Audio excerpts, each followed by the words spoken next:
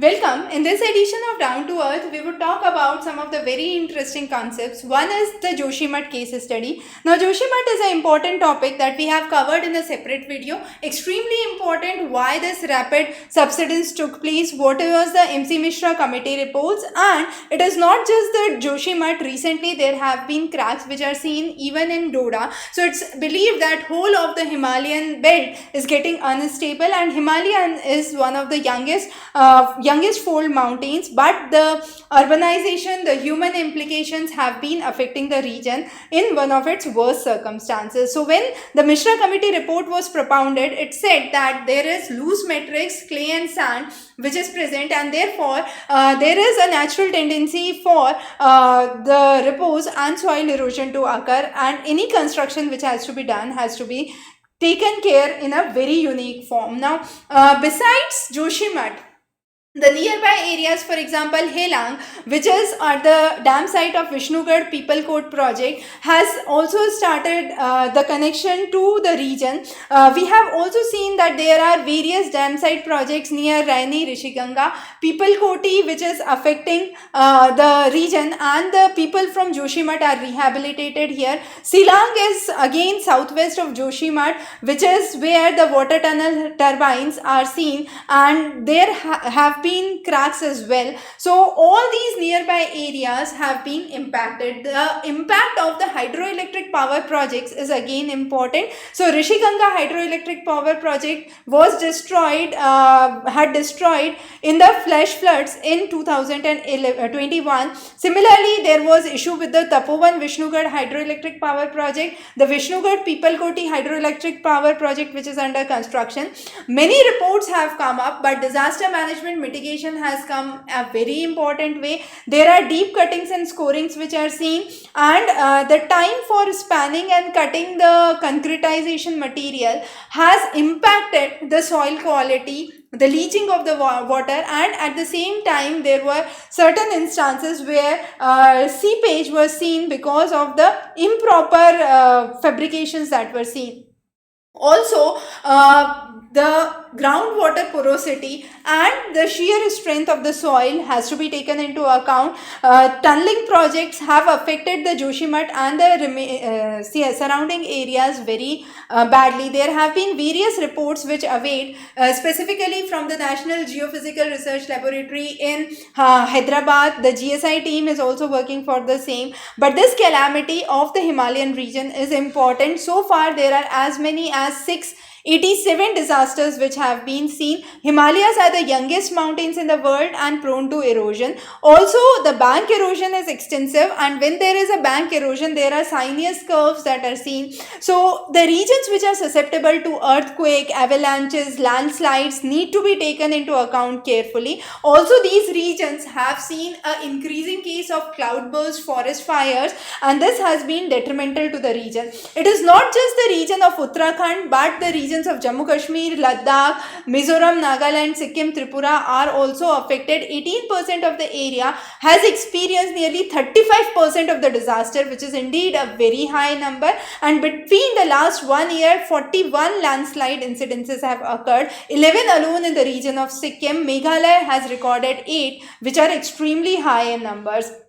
If we look onto some of the statistics, here we see most of the implications have been seen from floods and landslides. Glacial lake outburst of recent has turned out to be an important factor affecting it. The Himalayan state have experienced 40% of the total Indian disasters, and this as a component of the Himalayan disaster in the recent years have gone unflourished, and the major reason is the unplanned growth and a high amount of tourist inflow affecting the sustainability of the region. So Himalaya today has become one of the most densely populated mountain range with numerous urban centers. The Handbook of Statistics says that only 11% of the population lives in town in the Himalayan city, but the projection has shown that really in reality there are 24% of the population which is living in the urban area.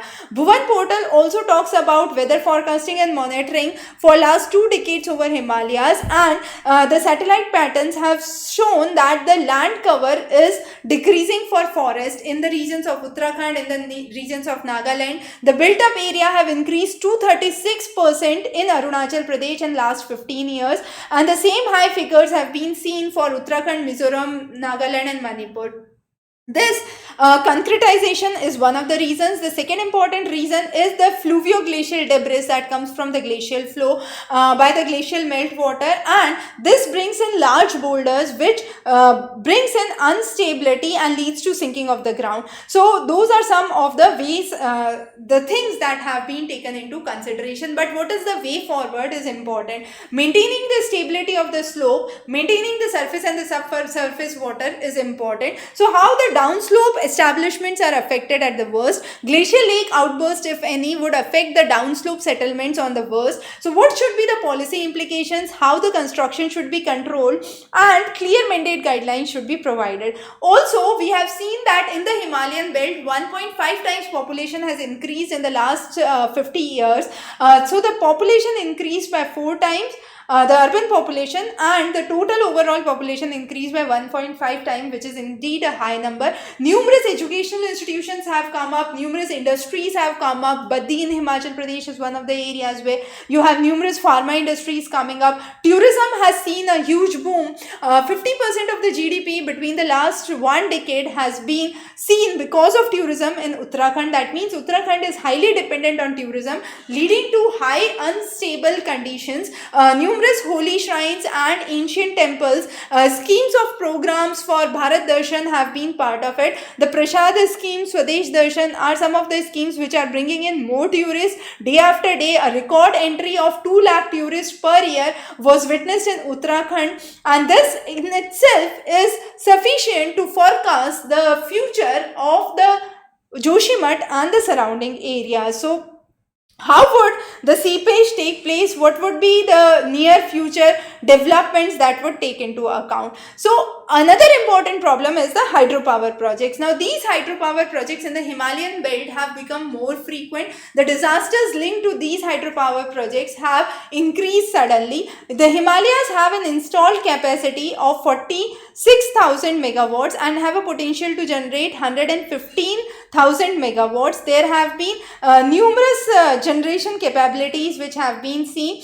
Also, there has been the hydroelectric power projects not only in the regions of Uttarakhand, but we have seen new projects coming up in Ladakh, Jammu Kashmir. Nearly 17 more are in pipeline. 10 already built. Uttarakhand has 18 and 53 to be built. Himachal Pradesh 29 already built, 8 under development. So these huge number of hydroelectric power projects across the northeast and the Himalayan belt has been worstly affecting the Himalayan stability, we can say. Climate change, again another reason for the vulnerability. The geological young and fragile conditions of the Himalaya is becoming sensitive to temperature changes. The rate of warming in the Himalayan range is much higher than the rest of the India, and this is again affecting the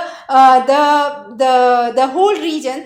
The rising temperature and changing precipitation are affecting the snow melt and the debris flow. Higher level of pollutants are seen. More warming, more global warming is affecting the hilly areas, and the report shows that nearly 50% of the springs have dried in and those are, it is believed nearly 3 million springs in the Himalayan belt, of which 50%, that is 1.5 million, have gone dry. Now if we talk about the red zone, Hindu Kush are warming at a much high rate than the rest of the country. We can see the rate of warming in Himalayas in contrast to the other regions. So the red marks the Himalayas, the blue marks the other regions, and we can see there has been a higher warming in the Himalayan belt. Heating at its top, as what we have seen. So lower latitudes are heating at a lesser rate, higher altitudes are heating at a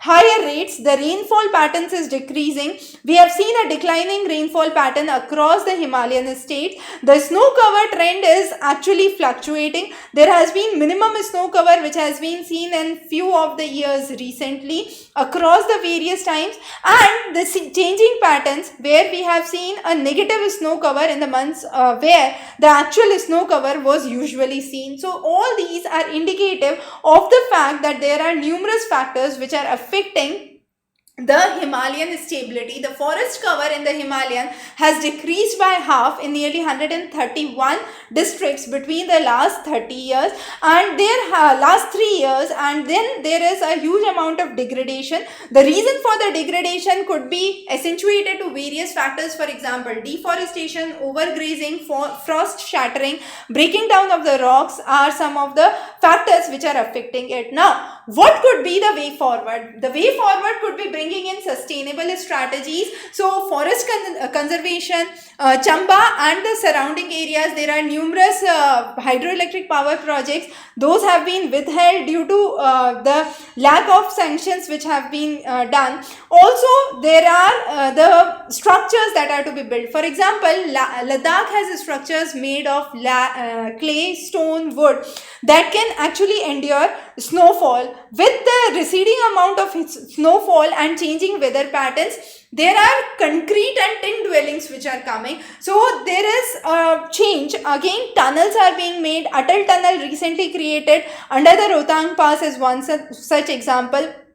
Traffic congestion in the hilly areas, improper solid waste management strategies, poor air quality are some of the important indicators that have affected it. Also, the water sources have been drying. We have seen that in Shimla, 25% of the natural springs have dried. However, in Ranikhet, Almora, Solan, these numbers are extremely high. Up to 40% of the streams have gone dry, which has affected and has become a cause of concern.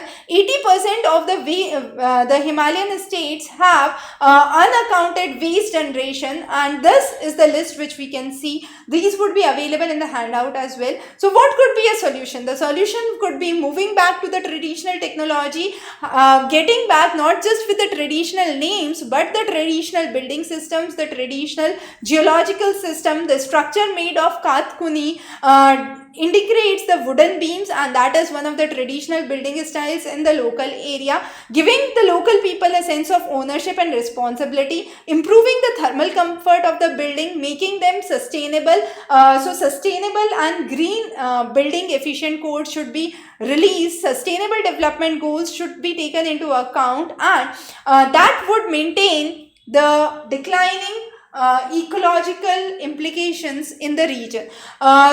The next is in the Garhwal area. We have seen since 1991 there have been series of cloudbursts, landslide, flash floods, earthquake along the Bhagirathi, and these have been repeatedly seen with increasing number of landslides and floods.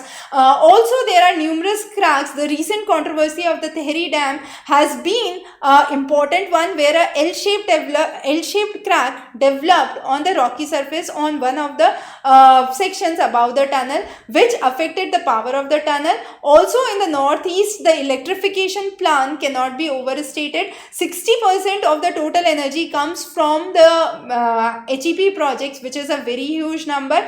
So what could be done? Industrial zones have been declared, for example, in Himachal Pradesh, where 100% income tax holiday is given for first 5 years, and therefore this has brought numerous industries coming into Himachal Pradesh.